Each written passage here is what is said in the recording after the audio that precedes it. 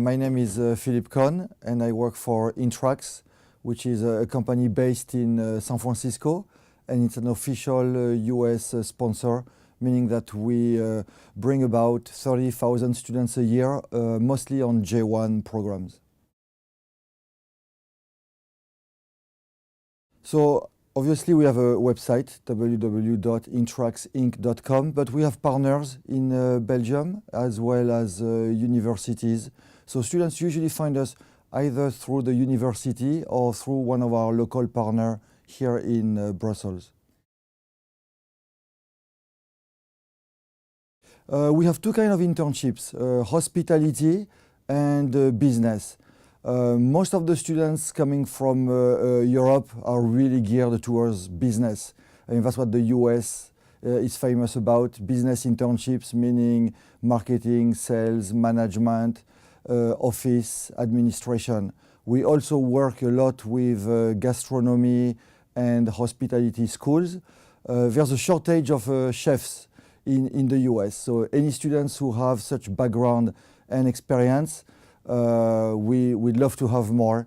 We work with 5-star hotels, typically Ritz-Carlton, Hyatt and Marriott, and we constantly have a high demand for that. Typically, we are looking for university students who have completed at least 2 semesters. So either university students or recent graduates, meaning within a year, or even a trainee, young professionals or professionals who have worked in a field for several years. They want to take a year off, go to the US and enroll in one of our programs. So we have what we call the designation for 2 types of J1, internship and trainee. So typically students are from, or I should say participants, are from 18, 19 years old all the way to mid-30s.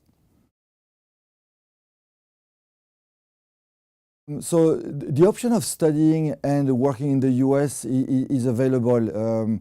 By the law, students can spend up to 4 weeks into a language training if they need more English, or they can take a business certificate prior to their internship. At Intrax, it's very unique because we have language schools. We have 3 centers in San Francisco, San Diego, and Chicago. So students who want to improve their English or get some certificates in business, management, marketing, usually would come to our schools, again, up to 4 weeks, and then go into their internships. Internships can be as short as 2 months during summer break, up to 18 months in the case of a trainee. So those programs are basically self-funded. Participants save money or get funding from their parents. We require financial statements which usually need to show at least $1,000, $1,500 per month, so they can support themselves while on the program. The visa process is not too difficult for interns and trainees. From the time we receive a resume and go through the application process, interview the participants through Skype, until we issue the DS form, DS 2019, which is the document participant needs to bring to the US Embassy and get their J1 visa.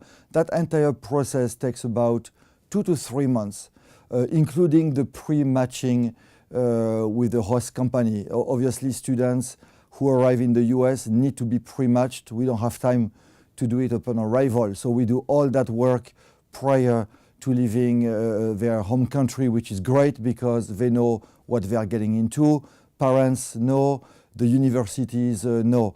And we issue a training plan, which is a document officially called the 7002 form. That training plan basically describes in details the job description and what the students will be doing during their internship. For an application to stand out in front of a potential US employer, I mean, clearly, since it's an internship program, first of all, English needs to be up there, especially conversational English, at least high intermediate to low advanced. We always also ask for an American style resume. The more students have experience, the better. But we have also a lot of university students who are just in their first year.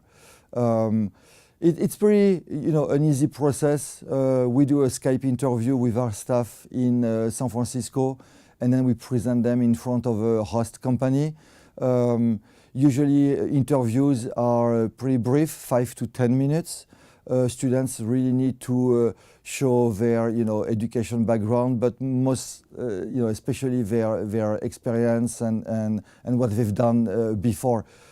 American employers, are looking for people who are self-motivated, students who are outgoing, proactive, and they always ask specific examples about what they've done before in the past. So students should be prepared to be very concrete, very specific about what they have done and what they want to do when they are in the US.